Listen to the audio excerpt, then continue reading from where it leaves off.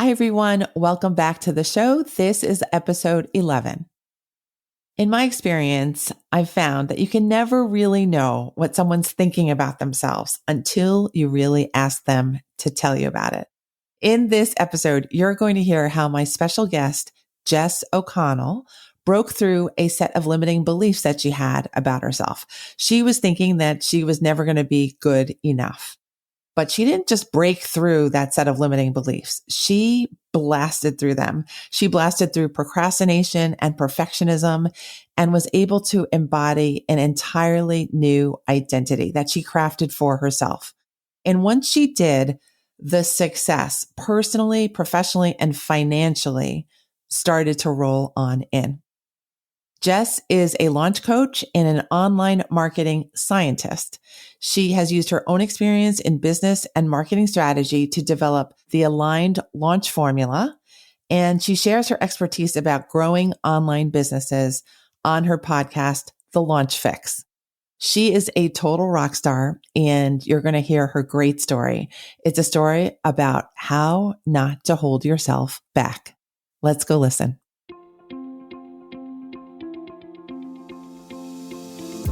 Hi, I'm Dr. Christine Lee, and I'm a psychologist and a procrastination coach. I've helped thousands of people move past procrastination and overwhelm so they could begin working to their potential. In this podcast, you're going to learn powerful strategies for getting your mind, body, and energy to work together so that you can focus on what's really important and accomplish the goals you want to achieve. When you start living within your full power, you're going to see how being productive can be easy and how you can create success on demand. Welcome to the Make Time for Success podcast.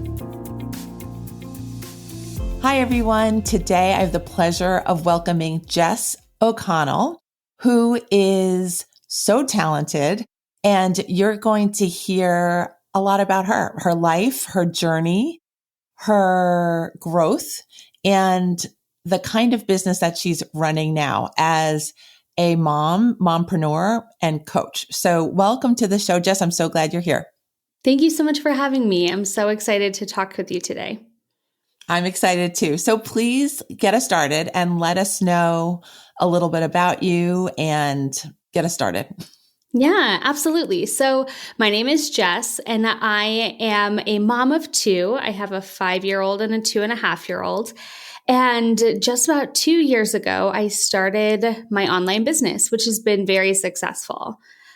But I wasn't always successful. So kind of going back in my life, when I was a kid, I really struggled in school. And I had two big sisters who were very achievement focused and very straight A students, 4.0, the good sisters. And then there was me. I really didn't focus well in school. I thought homework was stupid, so I never did it. And I was actually diagnosed with ADHD as a kid. And so I was just a hard kid. In fact, I think at Christmas, my stepmom told me, well, you know what? You were kind of a hard kid. And I'm like, I did that on purpose. But I know that the way that I grew up, I was not the good kid, right?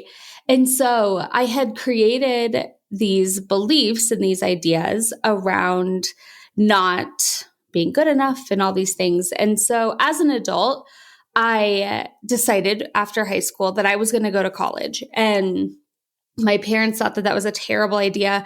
I was an okay student, like a 3.2 GPA, but I wasn't as smart as my sisters. But they thought that college was a waste of time and that I was never going to finish it, which then made me even more determined to finish it. And I put myself through college and got my degree in 4 years, which was my goal, even though I had to take summer school every single semester to make that happen. Mm-hmm. And so I was in school for 4 straight years, all 12 semesters. And I got it done. And I got my degree in 4 years. And that's one of the things I'm the most proud about in my life. And as an adult, I really took that determination, but it had turned into, we can get into this later, obviously, but I'd created these stories, it wasn't good enough and I wasn't good enough. And it wasn't until I was 31 when I started my business and really had done a lot of inner work around being the not good child, that I was able to kind of get past those barriers and really rewrite that story for myself.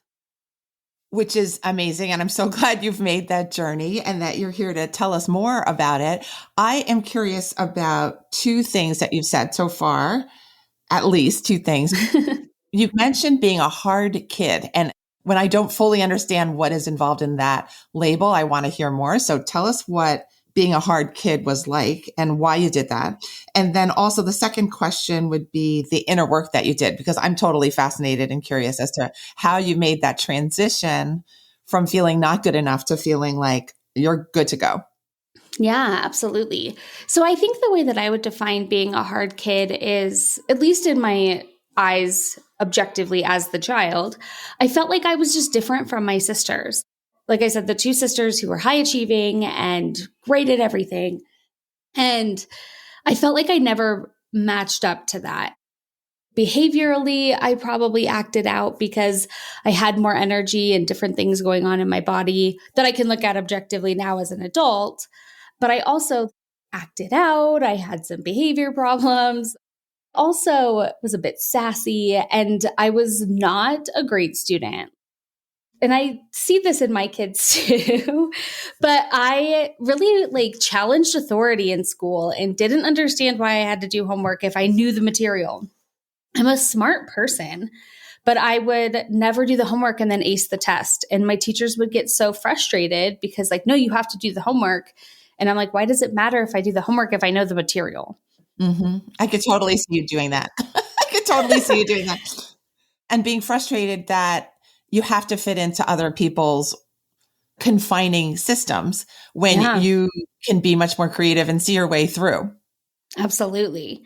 And that was really hard for me, in all aspects of growing up. If rules didn't make sense to me and they seemed arbitrary or they didn't make sense, then I didn't want to follow them.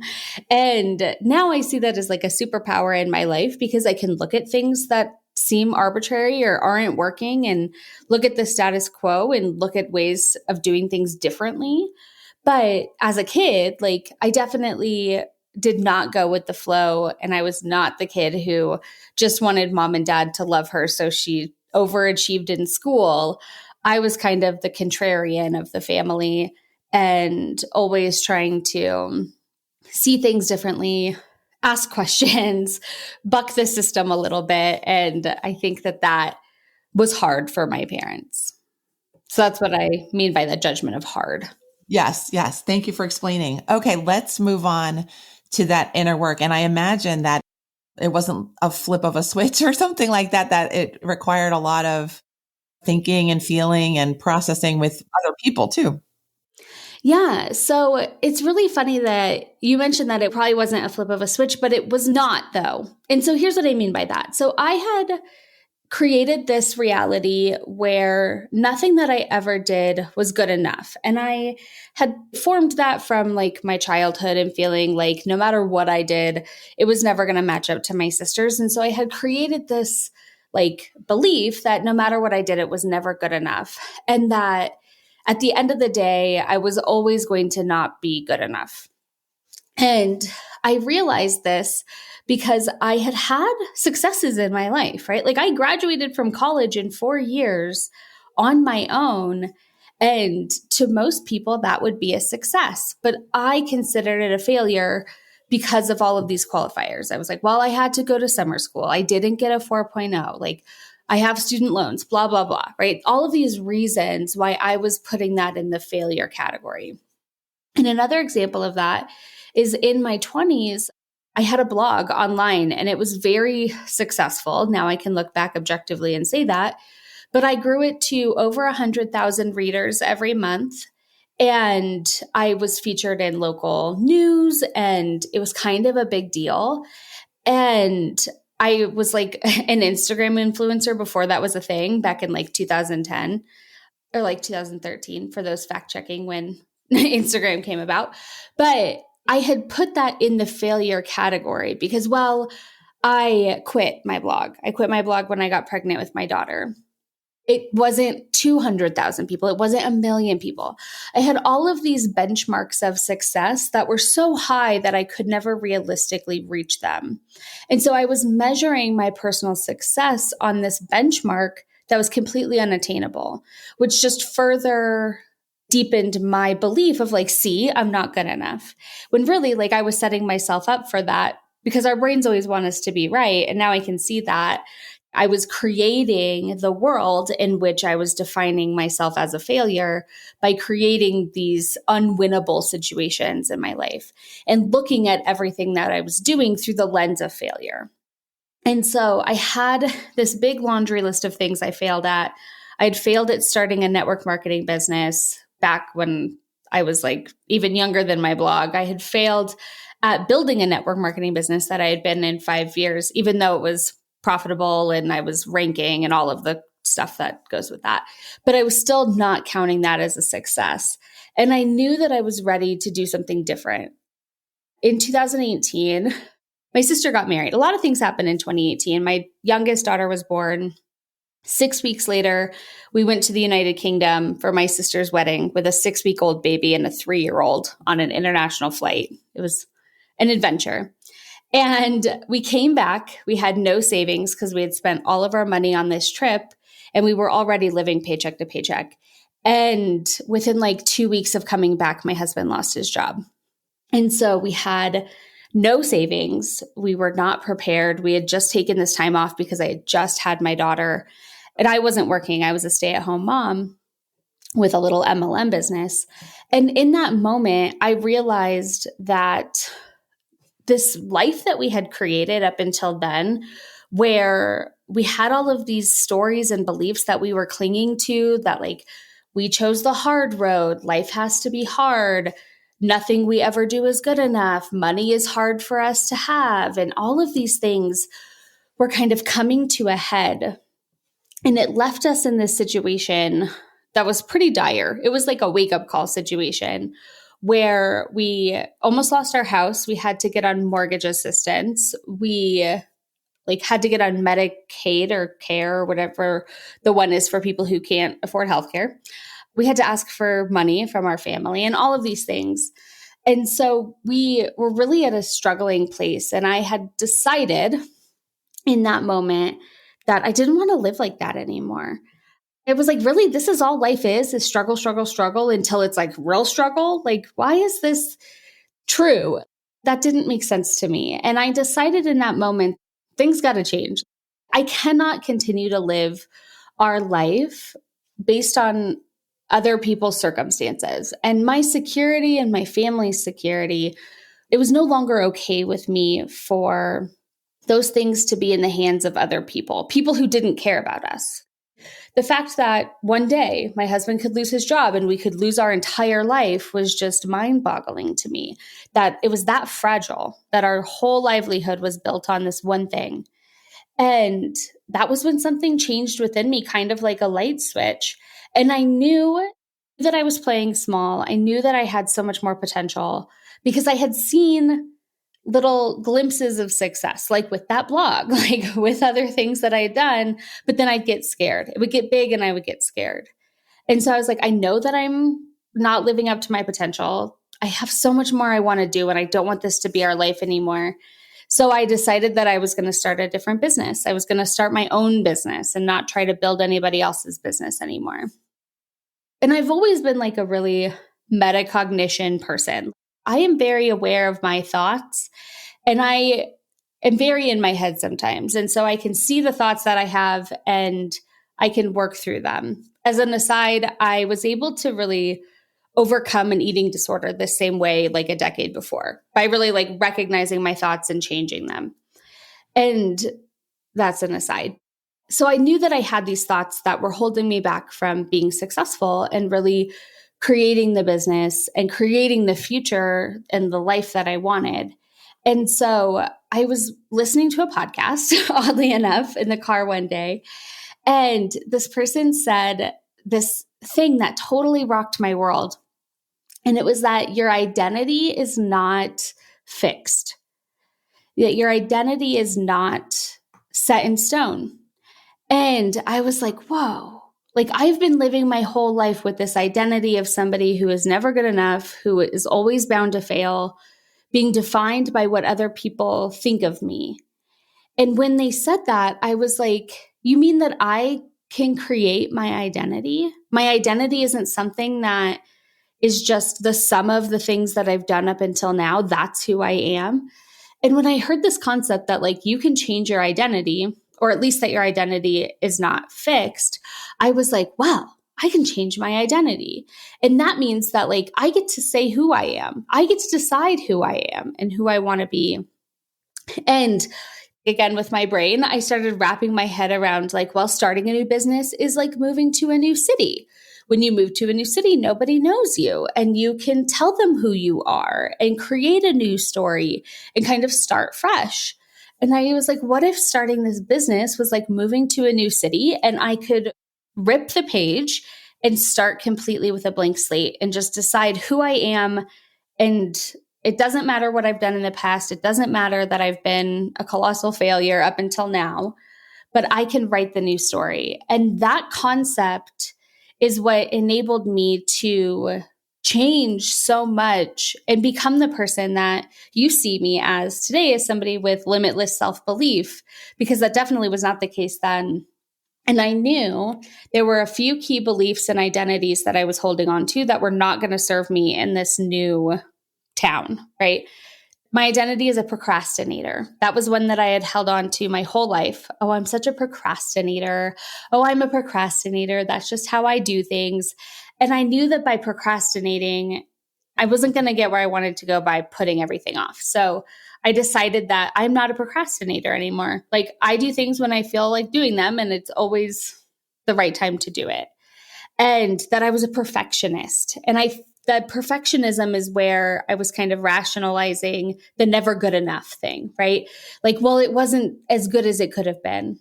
And I was like, you cannot be successful and be a perfectionist, because it was this trap. And so I was like, I know I need to get rid of that. So I literally wrote down, who is this person? Who is Jess? What does she value? And I kind of went through these things and I was like, she works hard. She wakes up early. She is tenacious. And I started to write down this identity. And one of the hardest parts about shifting your identity is rooting it in truth, because your brain has a BS filter, right? And it's like, yeah, okay, you're not a perfectionist. All right. But I knew that like in order to adopt these new beliefs, I had to anchor them in old truths that I knew to be true. And that, I mean, we can take a break from me talking if you want, or I can keep going. I'm just taking notes, so keep going. Okay, cool.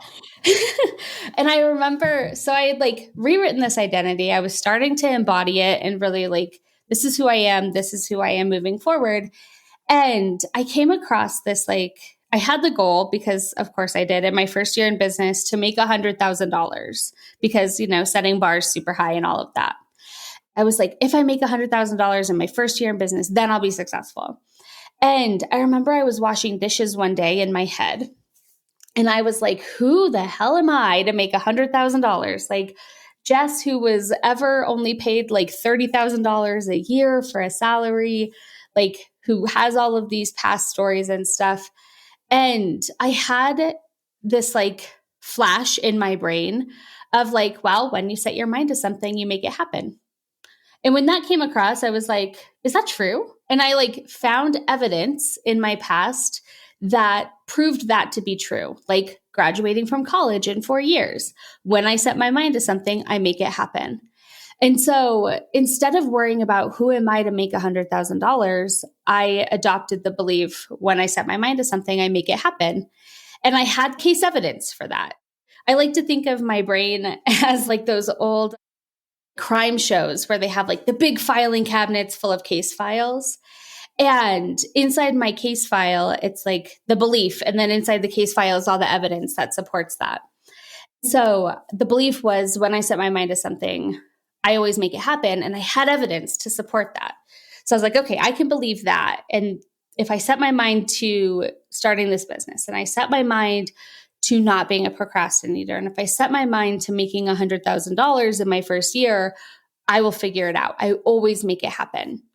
And that belief is what really solidified and became the truth that led me to that road to starting my new business, letting go of my procrastination habit and my perfectionism identity, and ultimately making $100,000 in my first year in my business.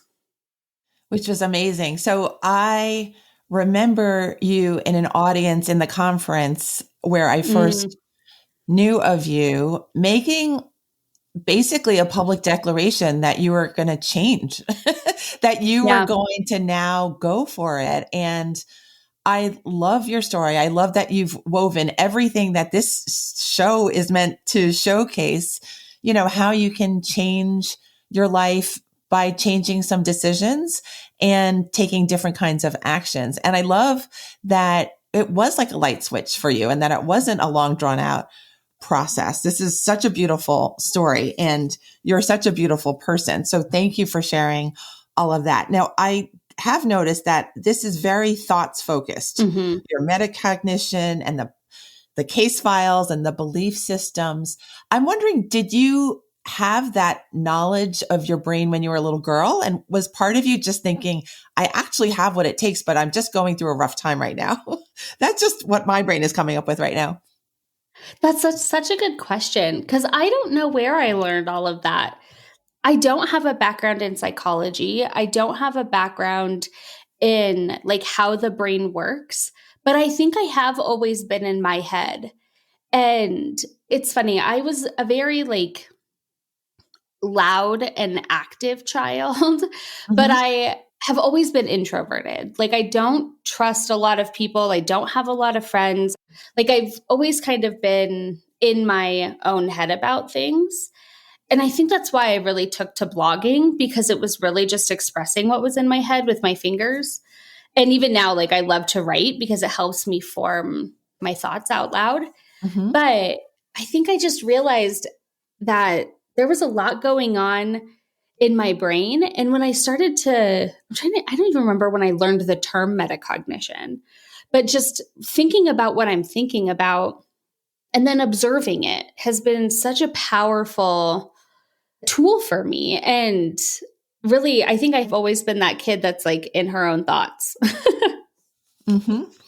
Gotcha. So this is a great message for our audience members who might be ADD, ADHD, business women, hmm businessmen, or even if they're not in business, that you can actually use how your brain is working for your progress, for your possibilities, rather than for getting yourself confused and overwhelmed and holding yourself back. Yeah. Is that an ADHD thing? Like a lot of thoughts or being in your head? It is. Huh. It is. I didn't know that. Really, where distractibility doesn't just happen from the squirrels outside your window and the shiny coins, but it's Yeah. also having a lot of thoughts, having them take you away from the things you might really want to be focused on. So absolutely. Like freight trains. Like freight trains, like freight. Yeah. I have thoughts like freight trains. And my husband's like, okay, how did we get here? And I'm like, sorry, let me take you back. 2 minutes ago, you brought this up, which took me to Tokyo. And that's where we are. Yet when I think of you, Jess, I think of clarity. So that's the other thing that people confuse having ADD or an attentional issue with lack of clarity, and all sorts of things get thrown into the bucket when we talk about learning disorders of any kind. And I think it's really important to do the things like interviewing the person and getting to know their story, getting to know their strengths so that we can really tease apart what's operating here. When you're stressed, what then turns on.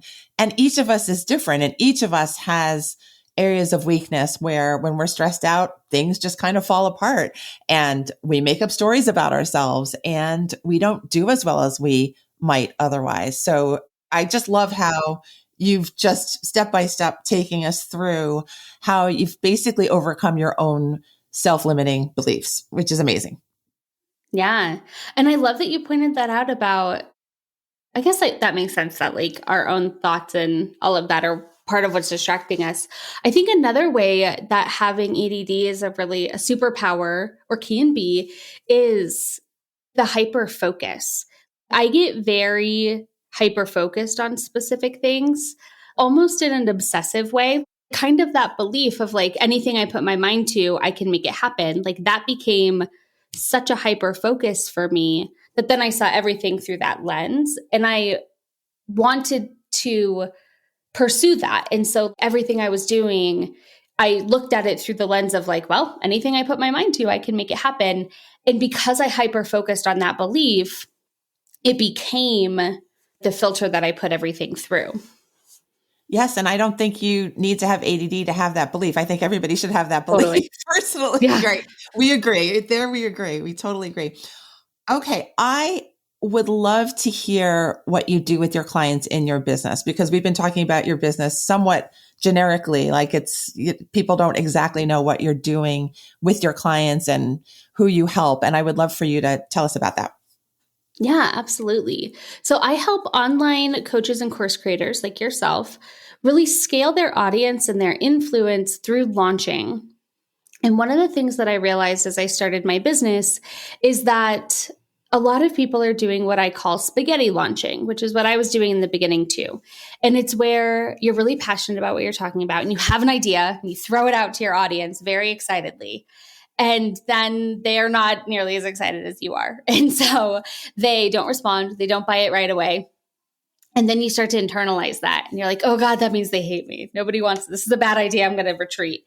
And you kind of come back inside. You stop talking about it. You stop promoting it. And then nobody buys it. And you create this belief that like, this is hard. I see so many people doing this and struggling to grow and scale their online business because they are following this very unstructured system of launching their programs.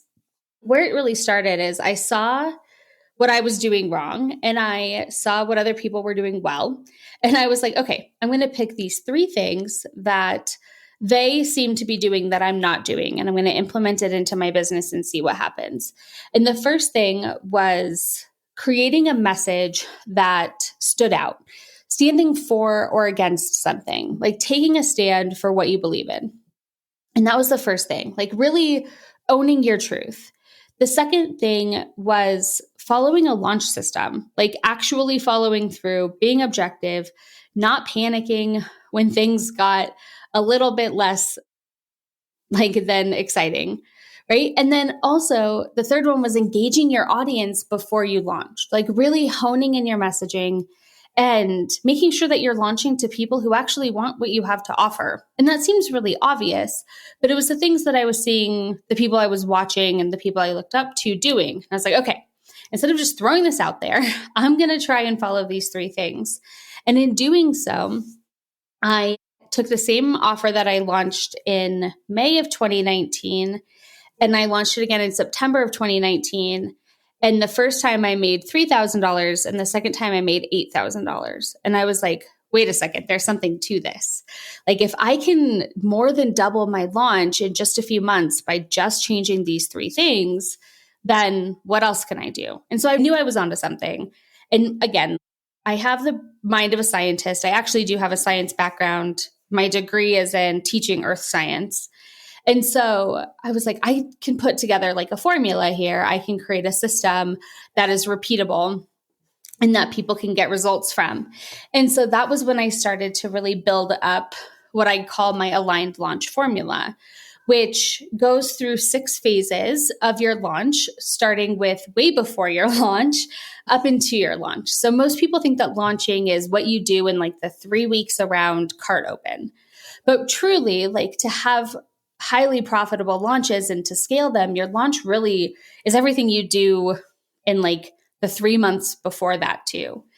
And so by taking that approach and really looking at the bigger picture and zooming out, I was able to create a system with 6 phases that take you through the 6 phases of my system, which the first one is energetic alignment and being like fully in your purpose and being aligned with your message. I know so many people, and I was one of them, launching things that they think their audience wants, but that they don't really care about, that they're not passionate about. And you get kind of stuck in this cycle of being what I call a short order course creator, which is like, what do you guys want? Okay, I'll make that. Right. Mm-hmm. And like a line cook for your business. And really, like when you are an expert at something, leaning into that in really growing your audience and being a full body hell yes for what you're offering. And so starting there and then really honing in your messaging by taking a stand and having a polarizing belief, which then attracts your aligned audience. So it goes energy, messaging, audience, and then creating an offer that solves a problem for them, then launching it, and then analyzing that is the last phase. When you follow this system, you not only grow your audience and your influence before you launch, but you create even more profitable launches because you're launching with concise messaging to an aligned audience of people who want what you have to offer. And so instead of throwing it out there like, hey, who wants this thing I'm so excited about, and hearing crickets, you're really creating this anticipation and demand and desire for what you're offering. And you're taking people down a journey to your offer. And so I had the initial experiment going from 3,000 to 8,000. I then took a 10,000 launch into a $70,000 launch, and that $8,000 launch into a $47,000 launch just 1 year later. And I've gotten my clients similar results. And so it's just been really huge for me to kind of zoom out and see the way all these things work together. And so that's what I help people do. That's wonderful. And I would imagine that you're having a lot more fun doing things Yes. in a systematic, but also effective, that everything's working together, including your energy. Your energy is in the right zone. Your audience is in the right zone. Your clients are loving you. Yeah. And I'm assuming it all feels a lot easier. Totally. It makes everything so much easier. And instead of wondering, what do I need to post today? Where am I going with this? It really creates a system. You know what you're doing, you know what you're saying, you have more confidence in your message because you are being the expert, and everything is lighter and everything is more fun and nothing feels so much pressure. And of course, because I think like a scientist and it's all very formulaic, like I help people look at their business objectively like a scientist and remove the emotions from the outcome. And I talk about how you're creating an appreciating asset when you create a course, and how the dividends it will pay in your first launch is nothing compared to the dividends it'll pay over time. And if you're looking at your initial payout as the ultimate value of this asset that you've created, you're missing out on the potential dividends. It would be like buying a stock when it's low and then it not growing much in the first 2 months, so you sell it off without looking that like a year from now, it could be worth 10 times as much. So instead of looking at like the immediate return on that investment in building your program, like looking at the long-term asset that you're building. And having full belief in yourself. Yes. Oh, wonderful. Thank you, Jess, for providing us an interview where I've taken probably 3 pages of notes as Oh my gosh. as your interviewer, and for sharing just everything that you've been through so openly and beautifully. It's been great listening to you, and I can't wait to have you attract many more clients from your wonderful model, your work, your character, and what you get for your clients. Thank you so much. That means a lot to me. Thank you for having me. Thank you for being on. Please let us know how our listeners can get in touch with you and work with you. Yeah, absolutely. I am on Instagram at jess.o'connell_. And if you are an online business owner and you want to learn more about this launching thing, I have a podcast called the Launch Fix Podcast. Which is great. Jess has got such a power voice on that podcast as well. You're going to learn from her. So thank you again. I feel like I learned so much from you in this short period of time and got to know you a little bit more, which is also great.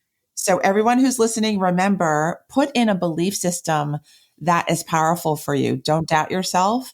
Don't let those old stories get in your way anymore, because you can make that decision and have it work like a light switch. So everyone take care. And Jess, I'll see you soon. Awesome. See you soon. Thank you. Bye. Thank you for listening to this episode of the Make Time for Success podcast. If you enjoyed what you've heard, you can subscribe to make sure you get notified of upcoming episodes. You can also visit our website, maketimeforsuccesspodcast.com, for past episodes, show notes, and all the resources we mention on the show.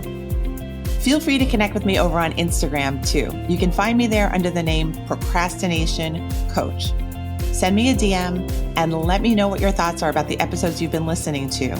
And let me know any topics that you might like me to talk about on the show. I'd love to hear all about how you're making time for success. Talk to you soon.